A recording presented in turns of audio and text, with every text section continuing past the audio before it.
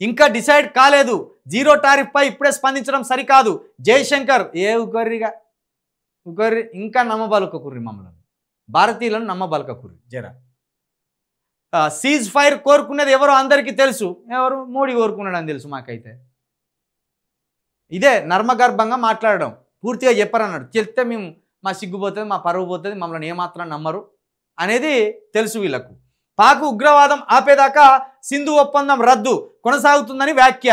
అయ్యా, మీరు ఎన్ని రకాలుగా మమ్మల్ని మభ్యపెట్టినా మా భ్రమలు అయితే తొలగిపోయినాయి స్వామి, మా భ్రమలు అయితే తొలగిపోయినాయి. మీరు పాక్ సింధు ఒప్పందం రద్దు చేస్తారా ఉంచుతారా అనేది మాకు తెలియదు, కానీ పాక్ సింధు ఒప్పందం వల్ల వాళ్ళకు జరిగే నష్టం ఏందో మీరు వివరించండి.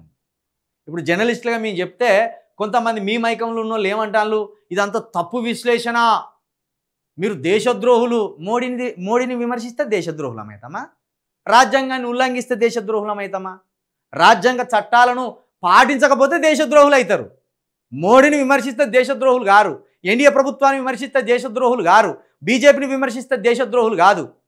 బీజేపీ అంటే హిందువు, హిందువు అంటే బీజేపీ కాదు. ఒకవేళ భారతీయులంతా రాజ్యాంగానికి లోబడి నడుచుకోవాల్సిందే, మోడీకి లోబడి నడుచుకోవాల్సింది కాదు. మోడీ వేరు, రాజ్యాంగం వేరు. మోడీ కూడా రాజ్యాంగానికి లోబడే చేయాలి. కాబట్టి మేము రాజ్యాంగబద్ధంగా మోడీ గారిని ప్రశ్నిస్తూనే ఉంటాం, విమర్శిస్తూనే ఉంటాం. అది రాజ్యాంగం కల్పించిన వాక్ స్వతంత్రం. అది కూడా పార్లమెంటరీ లాంగ్వేజ్లో, అన్పార్లమెంటరీ కాదు, పార్లమెంటరీ లాంగ్వేజ్లోనే.